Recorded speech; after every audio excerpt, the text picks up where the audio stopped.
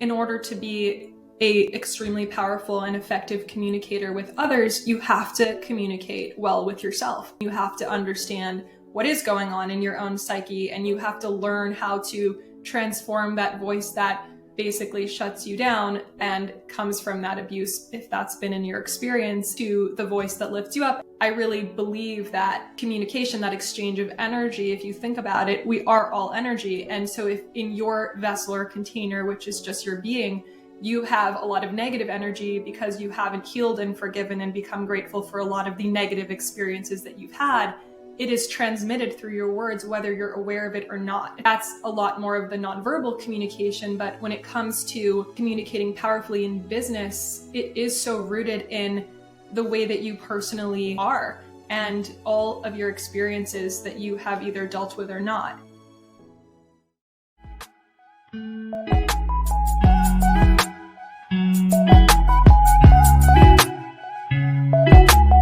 So today I am so excited to talk with Talia. So she and I have known each other maybe a year now, I think.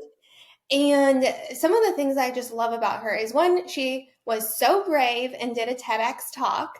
So if anyone wants to go watch that, we're not going to dive into that here because there's a whole 15-minute thing about it, pitching the pitch and understanding communication and tone, which she's amazing at. But some of the things that she has done is figured out to kind of how to manage her human to get more things done in business. And that has actually manifested in her business by doubling her revenue, diversifying her revenue in a 12-month-ish period. And she has figured out kind of how to control the intangibles of inputs and outputs. Like when you see in your life or your business that you're not getting the results that you want, you can look at the results and try to change the result, or you can look at the root of the issue and resolve the root of the issue. And some of the things she's done has been to look at the root of issues in her business, look at the root of issues in her psyche, look at the root of issues in her relationship so she can make changes to manifest different results in her business. And so this is going to be a really reflective conversation, which I love. So Talia, I'm so excited to have this conversation. I'm so excited too. I feel like everything you just said speaks to my number one value in life. So I'm so excited to have this discussion. It's the most important discussion to have. So yay. Thank you for having me. How would you define your number one value? Was it a word? Just really looking inward. Maybe it's two words, looking inward and looking at what is inside versus what's on the outside. So maybe it's not a word, but two words. Okay, so I have been going into this really reflective world, and I've been calling those two worlds my eyes open world and my eyes closed world. So my eyes closed world is like sacred space, like that place within you that is between you and the divine, whatever that looks like for you. And where you have your kind of your dreamer and your creator in that energy. And then your eyes open is like, we're in an eyes open dynamic right now. And we have eyes open in our business when we do like workflows and processes and team. And we dance between those eyes open and eyes closed. And in some ways, I even call it like alpha and empathy, because our eyes closed is really where we develop compassion. And our eyes open is where we really develop action. Have you found that to be true? That's so beautiful. That's so beautiful. Yes, I really have. And it's funny because I feel like the eyes open, but eyes closed conversations, like the eyes closed conversations where you're talking so much more about the depth and what's at the roots, are the ones that actually allow for you to see the progress and the results and the fruits of that type of labor when your eyes are open. So yes, I couldn't agree more. I really feel like my entire life and business, Staci, has been shaped by that. So yes, I completely agree. Okay, so tell me then how you started that journey. Like at what point or moment did you realize that you were going to go on an entrepreneurial journey that required you integrating your eyes closed world in order to have results in your eyes open world? It really started in college for me, and it was very much motivated by a very deep need to heal a lot of trauma that I had experienced in my childhood that didn't resurface until I was in my late teens. And it actually resurfaced when I was in my freshman year of college. And maybe that's because I was away from the home and it was a safer place to deal with a lot of it. But it really, like, it really, it really hurt our family for a couple of years, maybe even for longer than that. And I was just in a very isolated place where I recognized that I really needed help, like psychologically and emotionally. And I was in a dark place. And it's funny because the more that I've talked to entrepreneurs, the more that there is this shared experience around that being the first domino in some ways. But it was just very much motivated by that initially. And I got really into trauma therapy because I had just had so much abuse that I didn't know how to heal, and I didn't want to be stuck with for 20 years of my life or another 20 years of my life. And in a really roundabout and call it divine way, I ended up finding myself in this trauma therapy program while I was still studying psychology. So there was always some type of passion there. And it really just revealed to me what I felt like my calling was in life at that time. And I was in this program. I had invested, I think it was $30K for the year, and I was dead broke in college. And it was just this like leap of faith in myself to say yes to this financial commitment, which was $2,000 a month. And then in 6 months, all of it had to be paid in full. And I think that was what triggered the desire to become an entrepreneur, because all of a sudden I was in this situation where I needed an ROI. Like I needed to start making money, and I needed to make up for the money that I had invested. And that's when I started trauma coaching, if you will. But it was just so motivated by my own pain. So when we talk about what's in the roots and the eyes closed healing or conversations and growth, that's really when it started for me, if not sooner. Mm-hmm. I can see why we have bonded so much in our time together, because I know. So that was actually my first business. I had started a company called Unstoppable Me. That's right. And it was to help people who had experienced trauma and abuse in their background overcome and heal, because I had the same experience.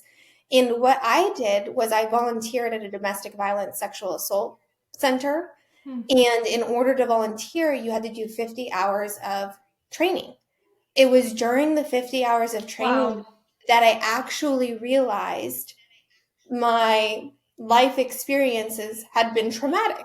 I just minimized my whole life. Like I just thought, it's not that big of a deal. Wow. And so then doing that 50 hours of training made me realize the trauma. Then I wanted to help other people just like you in that same world.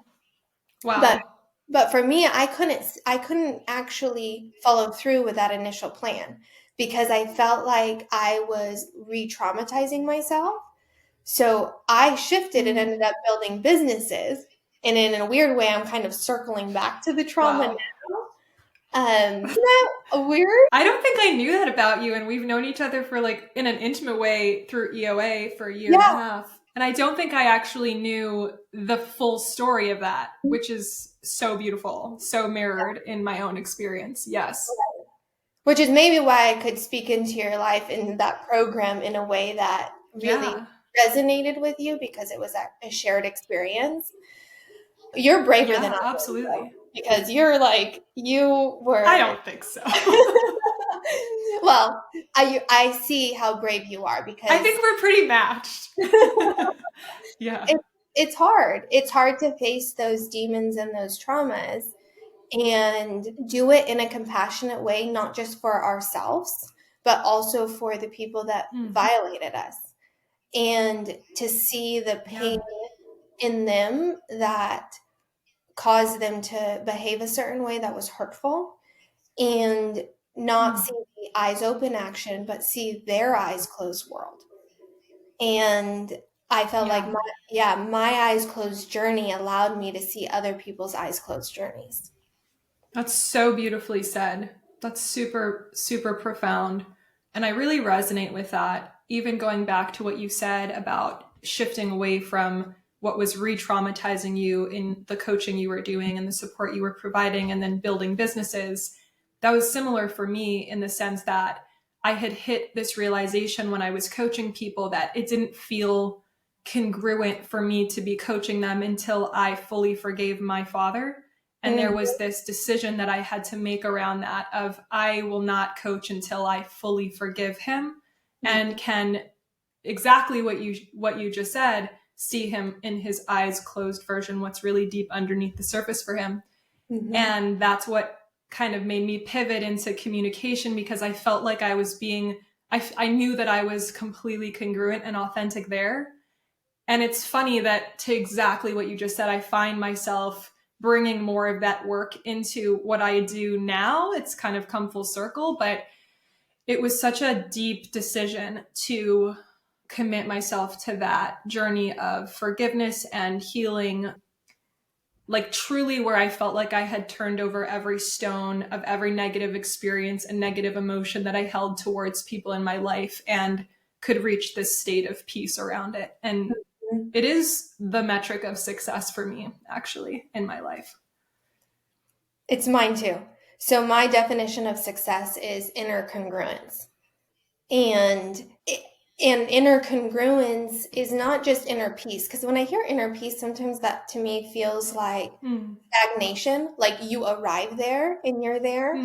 Whereas inner congruence is a continual teeter-tottering between my eyes open and my eyes closed world, my alpha and my empathy, my dreamer and my doer. I continually have to integrate those parts of me within myself to get myself to have that inner peace and also those eyes open experiences that I'm seeking. How would you define forgiveness? Like you said you had to get there in order to feel like you could authentically build the businesses that you build. Yes, for my father specifically, I defined it as, it was almost a scale of anger and gratitude. Like on the scale of anger, there was me feeling super victimized and me feeling super, just like everything was done to me in my life that I didn't have control over. And then gratitude was really like almost alchemizing the pain, but not doing that in a way that's inauthentic, but really looking at it and digging deep for, what did this experience give me? How has it literally made me who I am today? How has all of the abuse and trauma I experienced from him lent to the gift that I have, that I feel every day and that I get to give every day? And it really was, forgiveness was defined for me by the depth of gratitude that I could feel for the very person that I held so much unforgiveness and anger towards most of my life. That was my exact same journey. So my journey was... Of course it was. Yeah. Well, maybe that is the trauma, maybe that's the trauma abuse journey. I don't know. Maybe we're onto something here. Yeah. It was gratitude, because I had to be able to look at all of those experiences and say, thank you. Thank you for giving me that experience, because it gave me this lesson, and this lesson has given me all of these results in my life. And had I not gotten that lesson, I may not have had all these results. And memories and joys and, you know, fruit, ROI, you know, in business terms. Oh, 100%. So true. It's so true. So you got through trauma, you got through abuse, you reconciled within yourself the compassion and empathy. You figured out that tone and pitch were really important in our communication.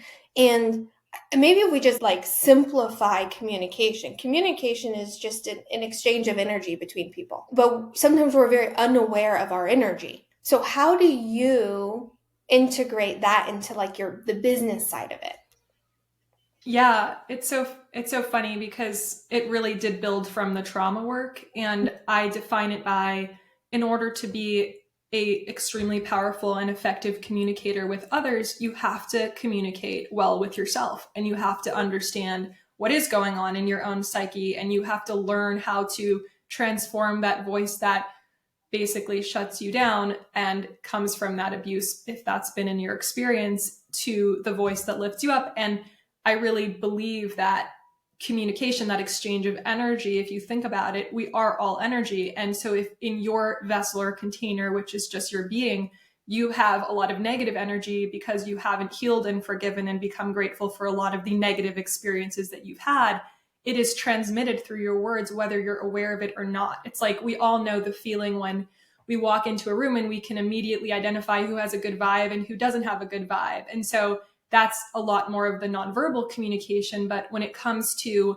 communicating powerfully in business, it is so rooted in the way that you personally are and all of your experiences that you have either dealt with or not. And so that's really where it progressed to communication. And I think going back to what I'm so grateful for in my dad, him being one of the worst communicators in a painful way, really taught me communication early on and very young in my life, because he taught me how to listen for that tone. And if you're ever in a situation where you're walking on eggshells with someone and they come home and you're like, I don't know what mood they're going to be in that day, and that could be your business partner, for all we know, it could be anyone in your life. You know that feeling, and you know what tone or energy feels like in that context. So if that's the negative context of that, how do we use the same psychology and the same science of that and transform it in the positive in business? And so that was kind of the progression. Yeah. Ed Milet talks about his dad being an alcoholic and how it served him in business, because he would be able to know by how his dad slammed the door when he was coming in, the car door before he came into the house, what kind of father he was going to get. Like, did he need to hide in his room, or did he need to like do something different? And so I feel like in a way that's what we're sharing here, is that some of those experiences have actually given us really valuable skills in business. And yeah. So when in business, so in my experience working with entrepreneurs, I like to say you can't scale your business unless you scale yourself. And in order to scale yourself, you have to look at yourself brutally. Like, I'm really good at these things. I'm not good at these things. When I say things this way, I demoralize my team. When I overcommit, I, expend capacity and I kill confidence. Like, there's all of these things that our human as the leader can do or not do that pulls the levers in the business in terms of energy exchanges. So I'm talking to a team member, I'm talking to a partner, I'm talking to a client, I'm talking to a strategic business partner, I'm giving a presentation, I'm on a podcast. All of those are energy exchanges. So how do you help yourself or help your clients manage themselves so that their communication is on point, if that's how it would be? Yeah, no, I love that. That's so true as well. And I'm going to answer your question. And as you were speaking, you reminded me of just the intent of your show of alpha versus empathy, and where I would say that so much of managing energy in a conversation comes from your ability to really intimately know the range of emotions that we experience every day and have a relationship with them, which will transform into being empathetic or not. And so I think that, to answer your question of how I help people and business owners and clients that I work with their communication, it starts with really understanding their psychology. And it's one of those things where I think there are lots of techniques and tips and tricks when it comes to communication, but I look at that as the surface level versus the root. And the root is, how deeply do you understand what your emotions are, what emotions are opposites and connected to each other, which I talked a lot about in the TEDx around anger and passion, and just really almost like very consciously learning emotional intelligence and translating that into conversational intelligence in a much more like psychological way versus a strategic way. Yes. So basically what you're saying is there's plenty of how-to tutorials out there. How to craft an elevator pitch, how to build a website, how to do a sales script, there's so much how-to material out there. I think this might be an old scripture, but I don't know. But I think it's a scripture that says, out of the abundance of the heart, the mouth speaks. It makes me think of your work, because what you do is help people get their heart right. And if their heart is right, naturally they're going to communicate something. Yes. Oh, you gave me goosebumps. I think that's such a beautiful scripture line, and it's exactly true. It's so true, Staci. I think a lot about, and I don't remember where I picked this up years ago, but it's something I think a lot about around the how-tos of there's so much direction in the world. There's like for everyone that says, every person that says do it this way, there's another person that says don't do it that way. And I feel like there's too much direction and there's not enough clarity. And if you can help somebody become clear where they can then direct themselves, that's where that skill becomes so second nature and so almost like autopilot. And so that's the way that I look at communication. My goal, and it sounds crazy to say it, is that I want everyone I work with to not need me at one point. Like I'm not in it for them to be dependent on me. I want to teach them the skill that they have inherently, but is blocked because they don't understand that correlation between the psychology and the business. So anyway, just reminds me of that quote. How much do you think authenticity is required in the work that you do? It's everything. It's really everything. And it's funny, like in my own journey right now, in the roots of what I'm growing through, I am realizing what that word really means. And for the longest time, like this is a joke with me and some of my teammates, but it's like we would joke about how when somebody says authentic, like it's like authentic, it ticks you off. If it's not actually authentic, just like it can rub you the wrong way. If it's not actually authentic, it becomes a tick. So it's funny, but I think that authenticity, right now I define that as how much you're willing to like share what's in the shadows, back to what you started this podcast episode with, in your personal life today versus just your hero's journey and your story of how you got to this perfect place. And so I think authenticity is everything. And I feel like I'm personally learning what that word means on a deeper level right now too. Okay, well, let's talk about that because I feel like I'm on a similar journey and I don't think I'm the only person. I think the world is on this journey. And I agree. The thing that I think blocks authenticity is shame. I think shame blocks it because of something you said, which is there's 20 million different ways to do something. You could build a website this way, or you could drive to Starbucks this route, or you could drive to Starbucks that route, or you could use this CRM, or your logo could be this, or we can call it an elevator pitch, or we can call it a compelling why. Like there's so much language around some of the things that are just fundamental to everybody. And we get in the psychological warfares about languaging that we should be using that then I think creates a lot of shame. And then that shame prevents us from being authentic. It's so true. It's something I've been thinking so much about lately. And I agree with you. I think a lot of people go through this, specifically when it comes to your online persona and your brand and how much you share of that and where you share it and what you share and how long of it. It's like, I feel like that really resonates with me. And it's so funny that we're having this conversation right now because literally just last night I was journaling.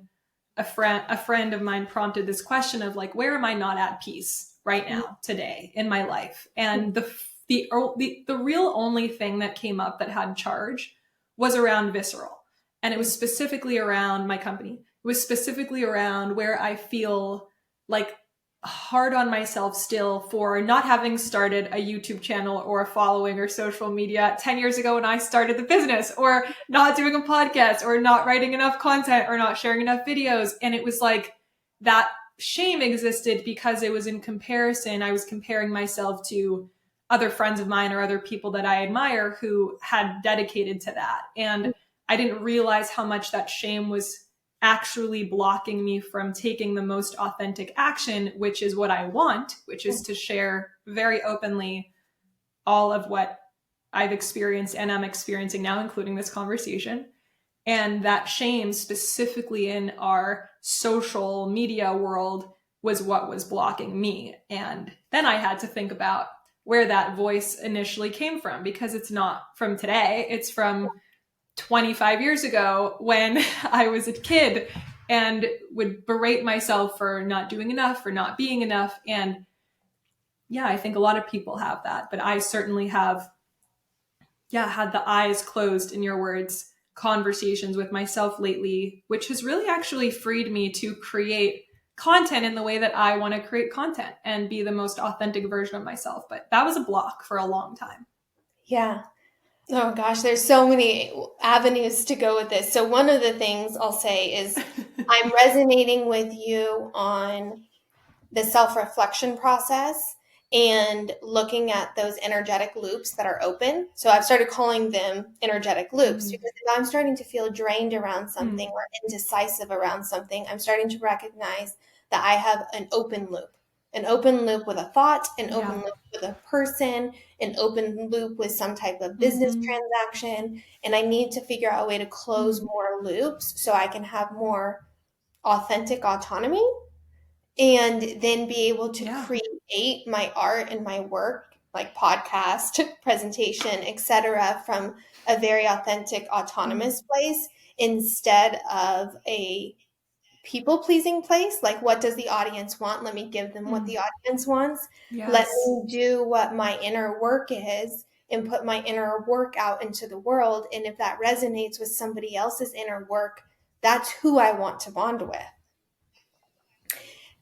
It's a very vulnerable process, though. I resonate with that so much. It's so true. I love that metaphor of open, like the energy loops. It's really like if you had 500 tabs open on your desktop and the processing system just slows down and it's like lethargic. That's what it does feel like. And sometimes it's hard to even identify what the open loop is if you don't have this practice of sitting with yourself or journaling or writing or having moments of reflection, because that alpha part of you and of us in business is always wanting to go, go, go and do and build. And it's like, I think that's part of where the shame is reflected back in society, because it's like this hustle culture life that even the most self-aware entrepreneurs have forgotten, like myself, that I've subscribed to in some way still. And it's like I'm paying with way more than my time and my energy. Like it's so interesting. Alpha has served me well. So this is the journey that I've been on, is my alpha, she's freaking fire. And she gets a hell of a lot done and creates a lot of ROI and builds a ton of relationships. She makes things happen. And I don't want to lose her because she's amazing and I like her. But I also like the version of me that is empathetic and has more of the healing energy and is more sits in the seat of my soul that is untouchable. Like my alpha can do whatever and I could make a mistake or could, my foot could get, you can get in a car accident or my arm could get cut off or anything like that. And that's all my alpha. And then there's like the part of you that's really, really untouchable. And it's the sacredness of your own soul. And like you were saying, the capacity to sit in your own psyche, process through the shadows, have the experience of the reflection sessions. And my journey lately is how can I integrate both? And in business, we call it visionary integrator, right? You have the visionary and the integrator. The integrator is the executor. The visionary is the creator. And, but every human being has that within themselves. And so we have to become kind of integrated humans. I'm curious. Okay. So my current formula that I'm playing with, and I'm actually in the process of creating a spreadsheet around it so I can actually track it. I love that. I know I'm geeking out, but Alex Hormozy talks about, I heard him on, I think, Tim Bilyeu's podcast, Impact Theory, and he was talking about, this is a while ago, but he was talking about gaming and gamification and all of that, which now he's just did that school thing. So I feel like he's been in the mind of gamification. But he talked about how in games, there's givers, matchers, and takers. And how the matchers are just a wash, but then there's givers and takers. And if you are a 100% taker, you don't develop the allies that you need to win the game. So you're always lose. And if you're a 100% giver, you're a doormat. and you get taken advantage of and you lose Yeah. all of your ammo and assets. And so you lose. And so he was saying that the ratio is 80% give, 20% take. And so I was like, okay, that's like 80, the Pareto's principle, 80-20. We hear that a lot. So like what's 20% that makes 80% of the difference? And so I'm like, okay, what is the 20% take that I have to do to give me the 80% give? But I haven't figured it out. What do you think? What's your thoughts on that? That's really interesting. Oh gosh, there's so many ways to interpret that. It's so interesting. And I love that analogy.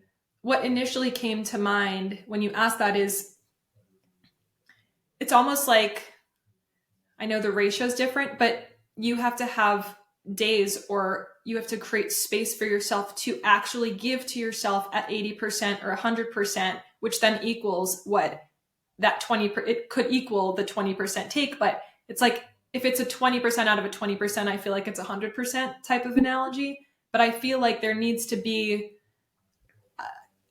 I feel like the scale is tipped a little bit sometimes on like giving so much of yourself, and maybe 80% for some people is still too much within their current capacity. And so I feel like maybe there's a need to adjust that ratio depending on where you're psychologically at right now or emotionally at. And that's a great thing to strive towards, like 80% give, 20% take. That feels like the formula for success if you're truly integrated.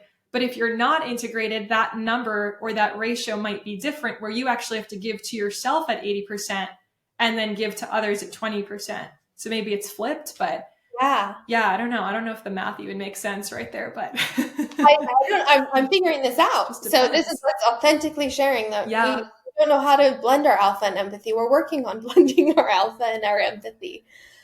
I started playing with like 3 days a week being alpha, because I find like when I can just be all alpha, I get a ton done. And I don't try to do alpha and empathy in the same day.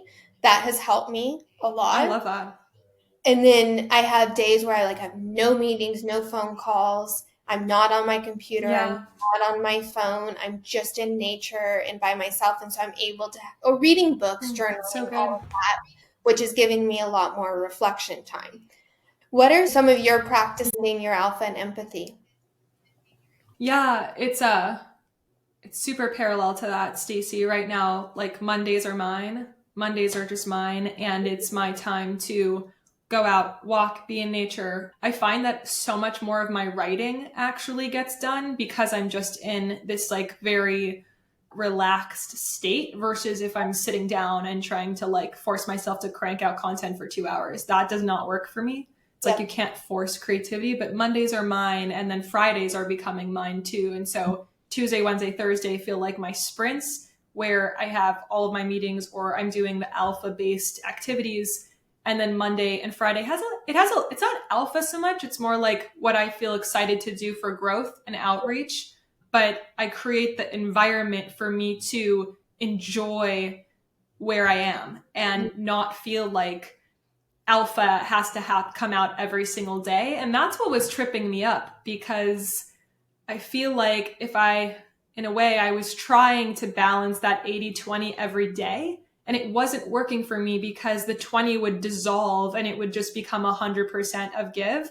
And in a way, it's like, that was like being a martyr, like Alex's words of being a doormat.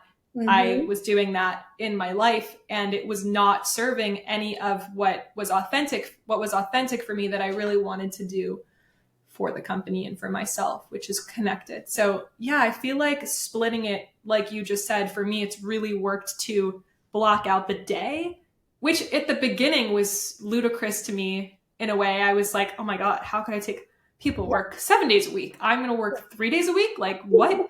But I actually found that I was more productive and creative on the days that I've been taking off. And then the other thing that I have gifted myself and almost really committed to this year was meditating every morning. I had never created space to just sit with my eyes closed and be, and it actually is crazy to me that I didn't do that for as long as I didn't do it. Because now that I'm doing it, it's like sacred.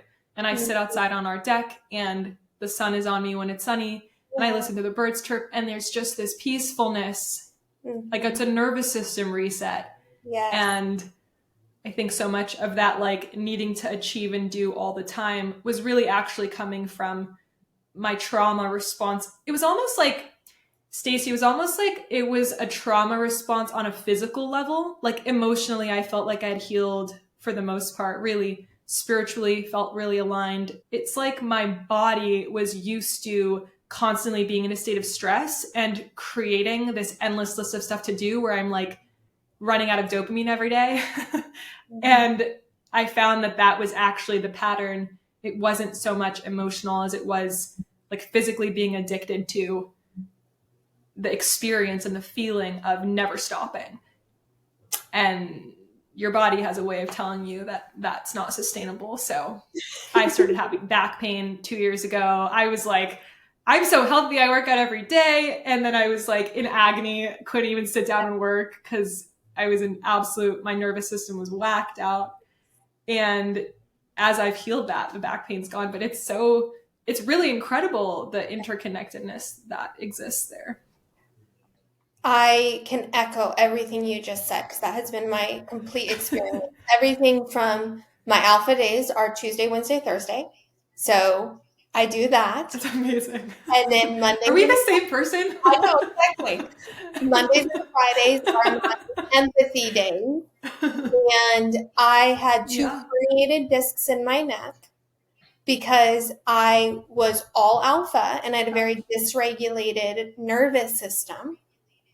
And I thought I had done a lot of the healing because I had done, trauma therapy and somatic therapy and different modalities to move the things. But I was still very much having a visceral experience that I could not shake. And then I started working with a nervous system coach, which got me back into breath work and meditation and time blocking and sacred time and doubling down on those things that really helped me stay rooted. And what I found was the more rooted I became, the more I got done, which is what you just said, which sounds so counterintuitive. But the more that we're rooted and safe within our own body and emotions and psyche, the more we can make empowered choices.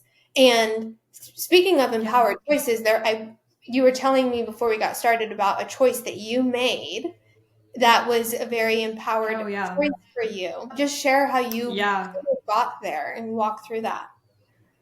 Oh, God.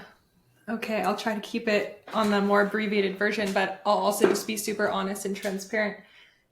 One of the biggest things that was holding me back in my business's growth, which is also my personal growth, was ever since I was in my early 20s, I was obsessed with just like hiring mentors and hiring consultants. Goes back to that 30K for the year story. And there are so many things that I got from every single one. And I truly believe I would not be here without it.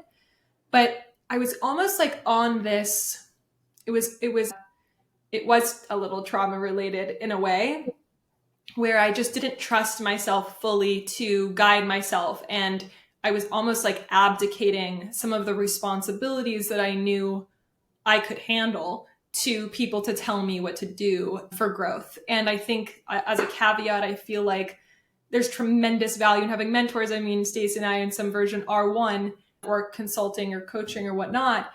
I just feel like sometimes in those relationships, there's a codependency that can be really unhealthy that you don't see because you can be in a state of pain where you're looking to somebody else outside of you to provide that comfort and healing that only you can find for yourself. And so I had gone on this addiction in a way that I didn't know I had, where I'd make so much and then I would like spend it all on mentors and consultants. And in a way, I thought that at the time there was a part of me that was like, well, that's me being congruent because I believe in the power of it, so I have to have one. And I was kind of caught in this crazy loop of feedback in my brain. And then it's so funny because when I would take breaks from these consultants, I would truly like take a couple years off from investing in anyone. And that's when my business would double, or that's when it would just like explode. And yet at the same time, I hadn't learned the lesson around this fully until Staci, it was about, I want to say it was like 7 months ago. It was last summer of 2023. We were just wrapping up. I was in Staci's group for Entrepreneurs Organization, the Accelerator. And it was like, it's so funny. It was like our last dinner together. We were celebrating the year. And I shared with her that these advisors that I had hired and I was paying a pretty penny for weren't delivering on any of their deliverables, which was more of a business plan and their connections that they said they had. And they had also kind of like convinced us to start a business with them, which was not a little, but was really out of integrity and not ethical given what we were paying them to build and grow my business. And it was all just like very confusing. I'll spare you the details, but there was like a really important lesson for me to learn that Staci, you helped me see that night, where I think you turned to me at dinner and you said something like, Talia, there are a lot of people that will prey on young talent and like really look for that to help them build the businesses that they don't necessarily want to do the legwork for. And you just gave me words to describe that specific situation. And even though the details don't matter, this specific situation was like the straw that broke the camel's back on what I had to learn around I don't need more information. I do not need anyone to tell me what to do. All of the clarity that I have, I've earned because I've done this deep work. And it was just this moment of my own growth last summer of trusting that and taking action and cutting the relationship. And it was really powerful for me when I did, and I did it with my partner, Max, who was in it with me. When we ended the relationship, instead of me, what I would normally do in the past would be like, moving on, thank you, wiping my hands and like, goodbye. I actually asked them for a conversation where I just asked to be heard and I just spoke the truth. I spoke the truth in its entirety. And wasn't angry. It was just honest. And that was the most healing experience for me. In fact, before we got on the call, I remember sitting with myself and closing my eyes and feeling like this was like I was speaking to every mentor or consultant that I never spoke the truth to. And it was for me to grow and learn that I could trust that I already had all the answers and I just had to trust that. Yeah. And it was extremely healing. And of course, again, because it's the roots and then the tree that blossoms, when you manage the roots and heal the roots, blossoms pretty quickly. That is exactly what happened. I would say last year, from summer to winter, was my most successful year ever with Visceral. And it gives me goosebumps because, yeah, it was like I was finally ready to learn that lesson. And that was all I needed to learn. So you really helped facilitate that. And yeah, it's been so freeing. So freeing. I love this story so much because I feel like my calling in life is to show people that they have it inside of them. Like everything you need is already inside of you to build a business, to have that tough conversation, to heal your trauma. It's already inside of you. And yes, we need to read books. We need to listen to podcasts. We need to seek external advice and wise counsel. And that's really, really important. But we can get trapped in kind of this educational treadmill space that really isn't productive or healing. And it actually creates a lot of shame because we feel like we have all this information inside of us, but we're not actually making the empowered choices that would get us closer to where we want to go. And so I love that you went on this journey, but in me being able to even share it with you is because I've been on the journey. And so I feel like I really want so many more entrepreneurs and leaders to go on this inner world journey, because that journey really transforms the roots of what makes our businesses successful, our communities successful, our connections, our communication successful. And Yeah, it takes a hell of a absolutely. lot of courage to do. Yeah, absolutely. I have goosebumps because it's so true. And I honestly share in that mission, Staci. I feel like that's something that I hold as so important to me. It goes back to where I want my all of my clients to not need me at a certain point. They have everything they need inside of, maybe it's a small tweak or it's a clarity on something that they didn't connect, and then they can go and be on their way.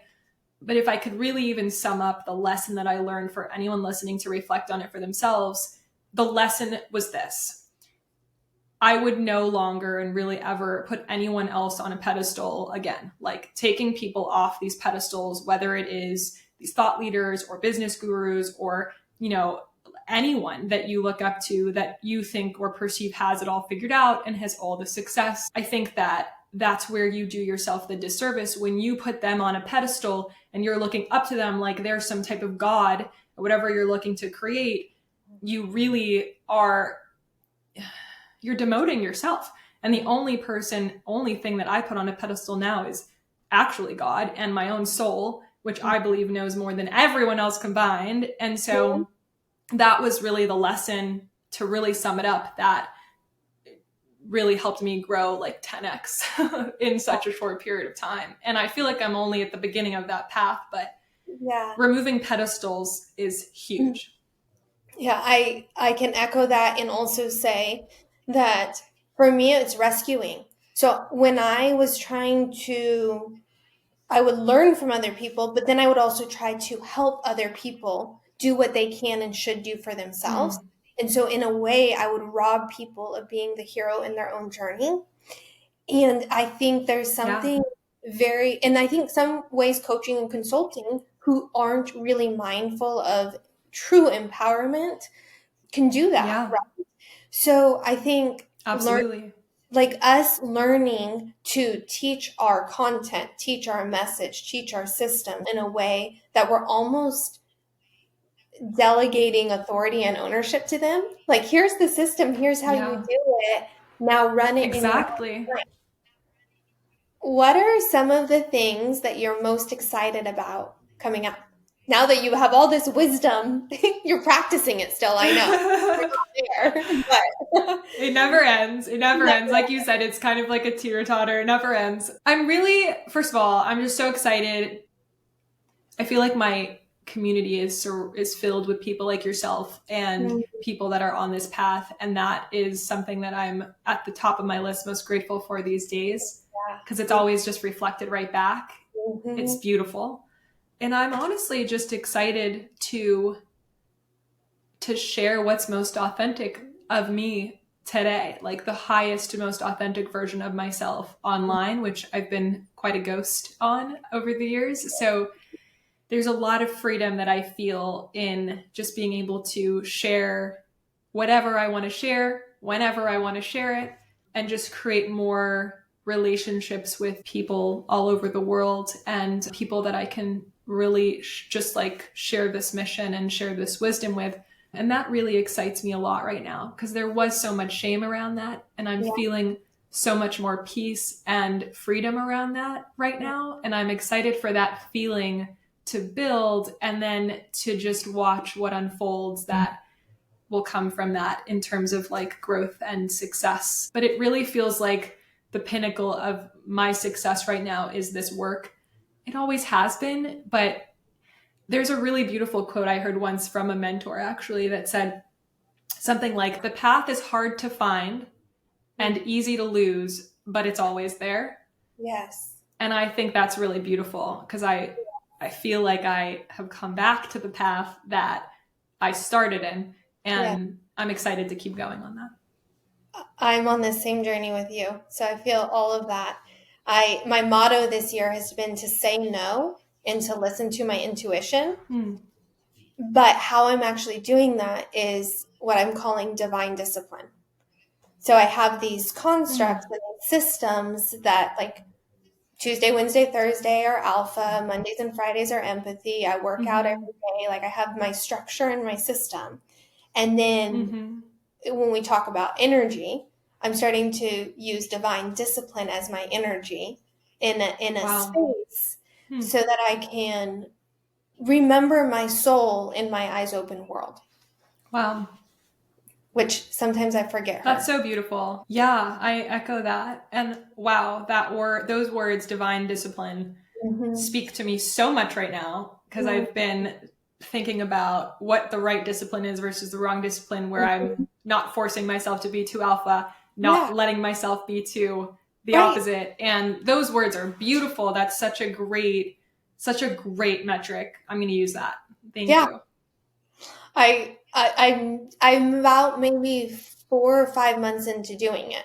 So it's new for me, and it seems to be working. And it feels like it also, it allows me to have more of that inner congruence. And then to what you said is like the types of people that resonate with that energy are coming into my life. It feels really good because it's like divine guidance is happening also. Wow.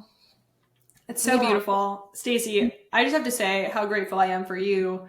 We met through EOA, and I just feel like there's so much value. You were like wisdom on tap every time we had our meetings.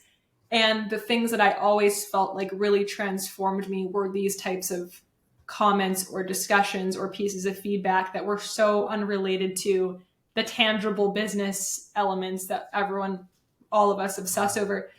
And it's just so great to be reconnected with you. I feel like this podcast and your message is so needed in the world right now, where we're truly like, so much of us are so burnt out from just being on the go and on the nonstop for so long. And it's like a reset. So just so grateful to have this conversation with you and for the work that you're doing. I think it's truly incredible. Thank you so much. So if folks want to find you, obviously we'll link your TEDx talk, which was awesome. But how else could they connect with you? Yeah, the greatest place to personally connect with me, I'm really active on LinkedIn and Twitter right now. And the handle on Twitter is just Hey Talia J. And you can come to my website, YouTube channel's up there. It's under my personal name, Talia Jacqueline. Honestly, I'm just trying to be a lot more available and present on social media platforms where we can more personally connect. So that would be my preference for right now. Awesome. And are you working on a book? Or is that not yet? I am. You know what? I'm not working on the book at the moment. I feel like I had from an alpha place committed to writing a book by a certain date, and then it wasn't really what I wanted to do in my soul. So what I am committed to right now is really creating a lot of content, video content, written content, and I feel more committed to potentially starting a podcast sometime this year than the book itself. But I like that. That's that's where I feel most aligned right now. So the book will be there. I feel like there's so much to say. So I'm going to just let myself say it in the micro moments, and then that'll inform what the book's about at one point. Yes, I love that. And I also love the permission to change your mind. We're allowed to change our mind. If it's no longer authentic, it doesn't we're allowed to change our mind. We're allowed to change our mind. So I like that you did that. That's so true. I appreciate every moment of this conversation with you, and I'm excited to see what happens over the next 12 months because it's going to be awesome. Thank you. It's going to be pretty epic. Thank you for having me. This was so wonderful.